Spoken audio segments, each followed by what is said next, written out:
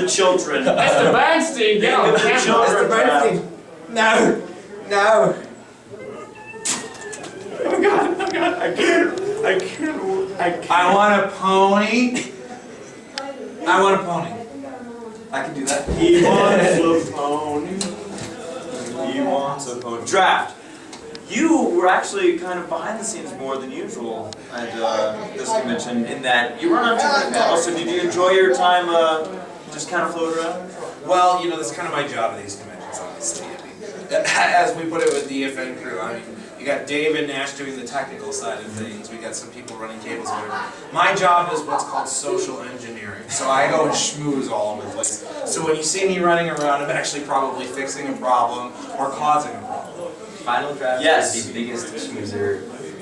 A little bit of a schmoozer, a little bit of a fast talker. No, I go around and you know, I talk to a lot of people because, well, the fandom has a lot of musicians and artists or whatever who need to be talked to. Yes. And because we're doing so much with Everfree.net and the streaming, etc., that you know, these events, when you see them on camera, it looks so simple. People go on stage, they do their panels, whatever.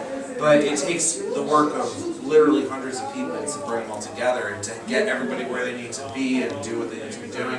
And so my role at a lot of these conventions, I say I'm never done working because what I do is I just go around and coordinate with everybody. The convention ended over an hour ago. It looks like you're still not done working. I am not done working yet. I was behind the camera over there and I had about 4 phone calls at once and 2 emails. And you know, it's what it is. You know, it's a lively fandom, and it has a lot of social engineering work to be done.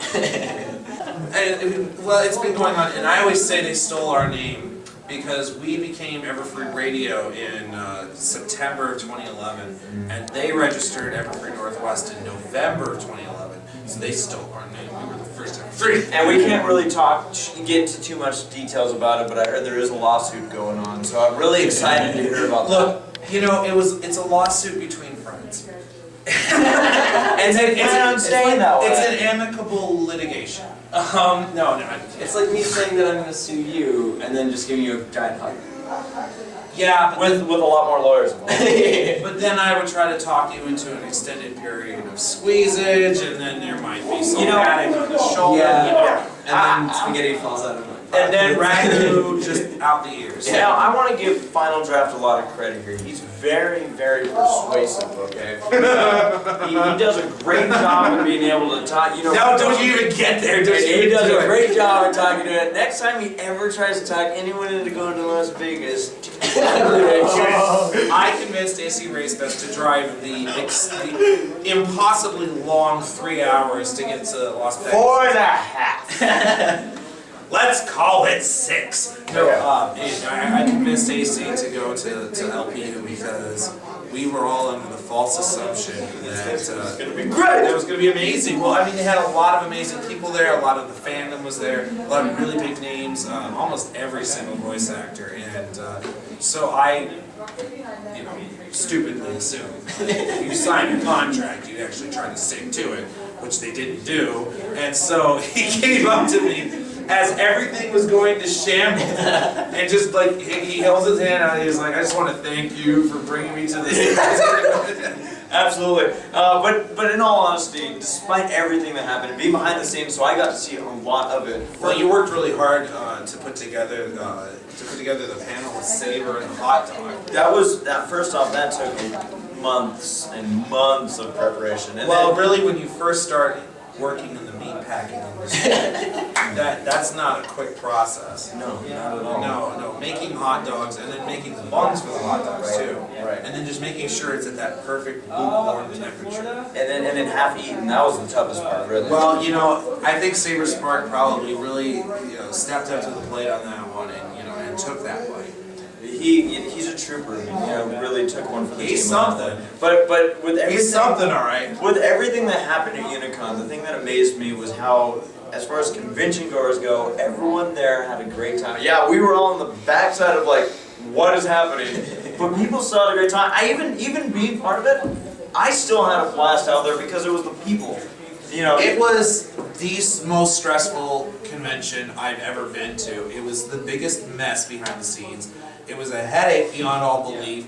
And they allow smoking indoors in Vegas. So it reeked of cigarettes. It reeked of cigarettes. It was, yeah, I never thought it would be more stressful than January BronyCon, but no, they managed to pull that off through sheer incompetence. So, But still, I mean, there were moments where you can look back at it and be like, well, there were fun moments. Oh yeah, well, and the people were great. That was the thing. Like, when everything went to crap, we knew that everybody was there. Like, yes. 5 different convention heads stepped in to help things work, and yeah, so it was crazy. Yeah, it was. But getting out of Vegas, back to Seattle, this was a fun convention. This was the best convention I've been to so far in 2013. Now, I got high expectations. High expectations. I thought you said you got high. I got high! Yeah. Expectations. Whoa. Yeah. So, anyway, I know it was, Evergreen Northwest, though, this was my, the calmest convention for me. I didn't have any panels going on. I just had to jump up and down on stage during the... That was great. I've never gone on stage during a concert, and this was the first time I did that. This is the first time I actually went up and did some jumping and general cavorting. Yeah. There was merriment that was had. It was nuts. Drafted you dance. I danced. He was on stage. I was on stage He was on dancing. stage dancing. We were jumping up and down. We were doing arm things. We were kicking each other in the shins. We did some do-si-dos, I think. We did plenty of dos. We do-si-did. Oh my gosh. Oh my gosh. You know, I saw things on Twitter, by the way, speaking of puns, that even during your panel today, Yep. you were running, Yep. you made a joke about a basket case. I did. Yeah. It wouldn't be a convention. It wouldn't be a convention coverage, a final draft panel if I didn't do at least one horrible pun. This is super important. Your sarcasm. Alright, it's time for you to take you off the camera. No! No! No! Dave, no. I got this. You just need to. No, he didn't. No! Alright, we're going. Don't tease me, bro! The night was warm. Base was like 10 Draft minutes. was never seen again. But there was one remnant, a single microphone left. And then I took it over. And then Dave took it over. Alright, now guys, I want to give a lot of credit to Dave here. Dave, you were juggling all sorts of internet issues at this convention, but you made it happen.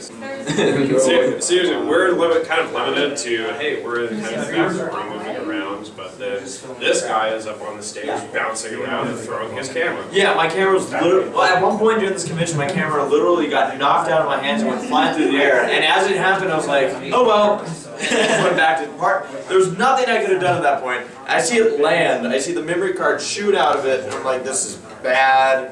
I was expecting to see the screen break in half, and I, surprisingly, and it was good luck here, that I think if it happened where I was filming on the memory card, it would have shot the whole memory card.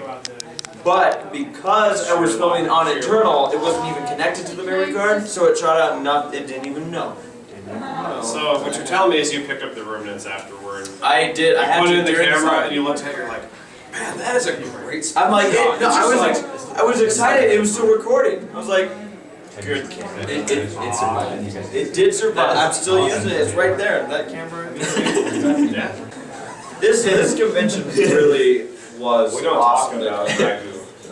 I've now, let's see, as far as conventions so far this year, this one was nuts. It felt busier. It felt energetic. It was just so much happening at once. And then, Well, they also had more than like 2 panel rooms to work with. So it's not like, okay, everyone rush here. Okay, everyone back off the hill to yeah, no hills this time. However, I just remember that I never got my derpy card. Alright, so here's Max. He's a lover. This dog Max is a lover. Check this out, guys. Check this out. You'll have 2 mics to work with. Just blow on his face and jump up. Oh, really? Woo! Yeah, stop it. Max Creeper kisses.